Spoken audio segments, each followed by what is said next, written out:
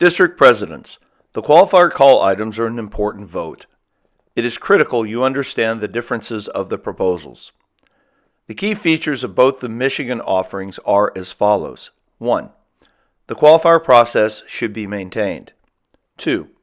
Abuses centered in a single district cannot be tolerated, nor allowed to spread. Loopholes must be closed. 3. Players must be encouraged and rewarded to compete.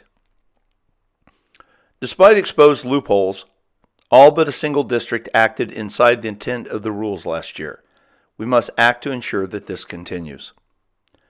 Last year's event was a resounding success. Together, we must protect all that was gained. District presidents must unite to approve one of the Michigan proposals. Their passage protects all of our junior players.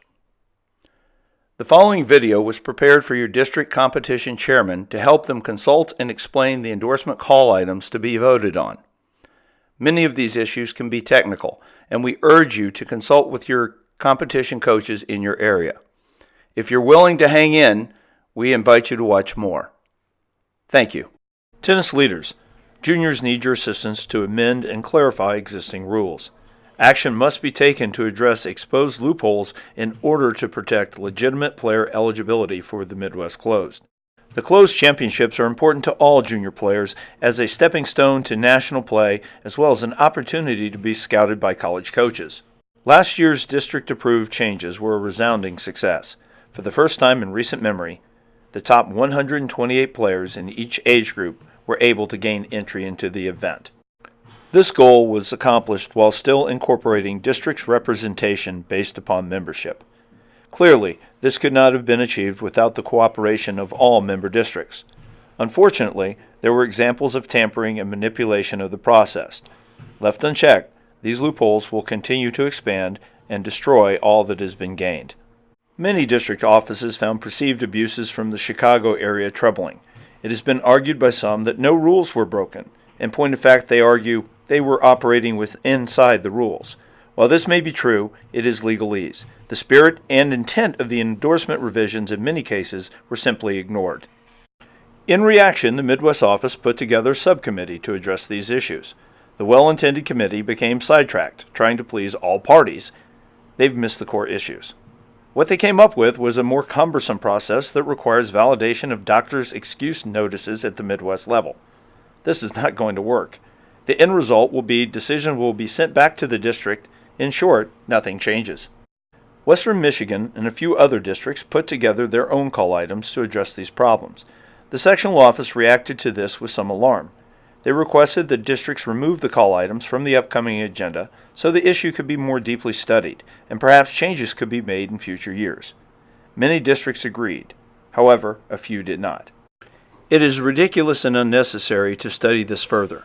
Last year's event showed that our process is a good one.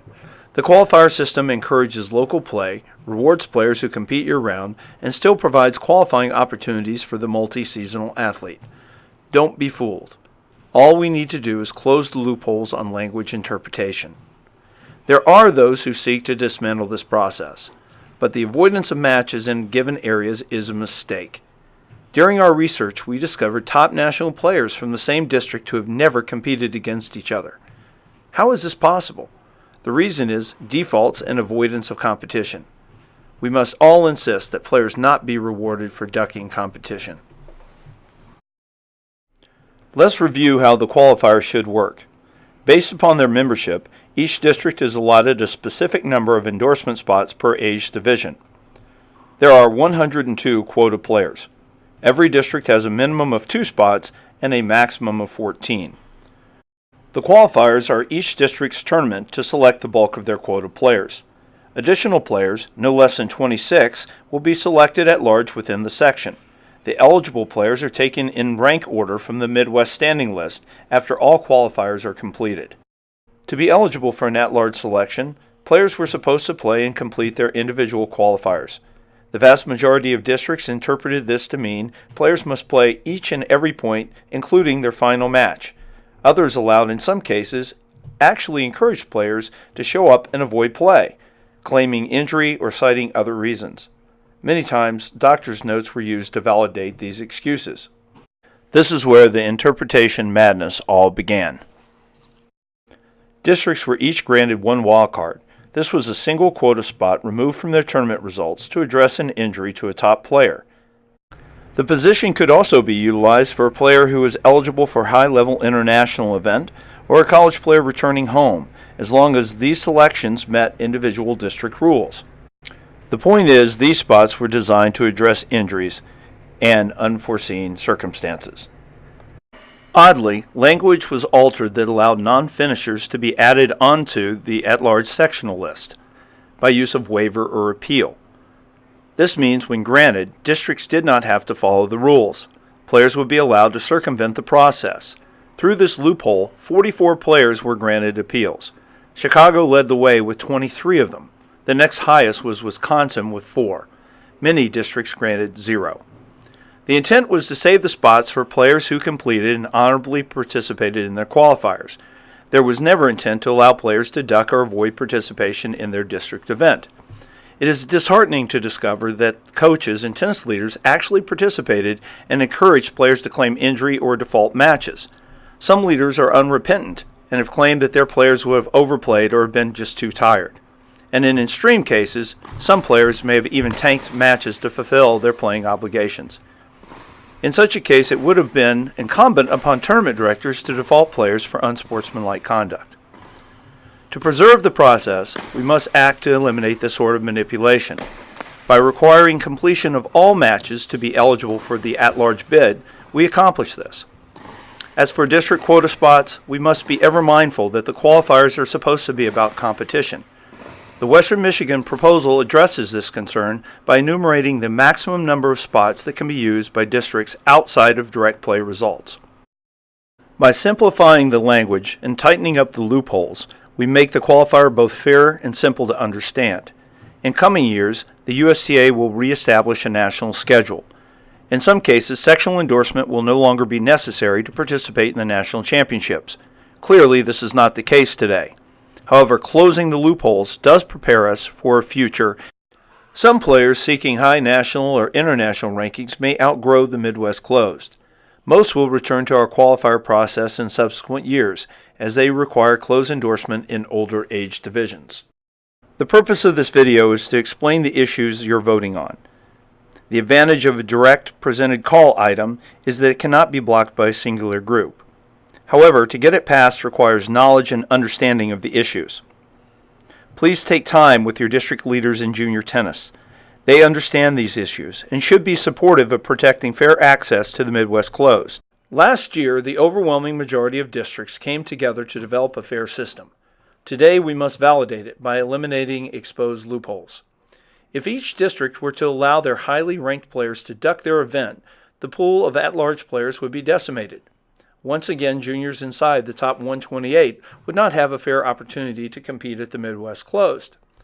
A qualifier is simply that, is an opportunity to qualify. Injuries happen, and while a district may elect to use a limited position for a specific player, the other districts should not bear this cost. Simply put, districts have a quota.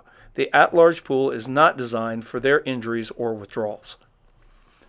At the time of this video, 4 potential call items are on the voting agenda. District presidents must be clear on what they're voting for. It is important that this issue not be blocked by disinformation or confusion. Western Michigan will seek to join with Southeastern Michigan to unite its proposals. This leaves us with 2 others. Chicago committee members were a part of each of these 2 plans. The junior committee proposal is a muddy, wordy document that has no substantive measure to prevent last year's abuses. The Chicago plan is an effort designed to eliminate district qualifying or championships. Instead, they wish to exempt top players and only have lower skilled players compete for entry into the closed. It would be a major mistake to allow either to occur. Highly skilled players are a gift coming back to the district. It is vital to have these players demonstrating their skills in front of other players. Exempting them serves no real developmental purpose. Additionally, as ranking systems are further evaluated, it is entirely possible that we will be utilizing the UTR system. Under the Universal Tennis Ranking System, direct matches drive ranking programs. Allowing players to avoid their peers removes opportunities from the entire field of players. Such action is manipulative at best. District leaders, it's now up to you. Please act to protect the integrity of the junior system and the fair opportunities that are vested within it. Thank you.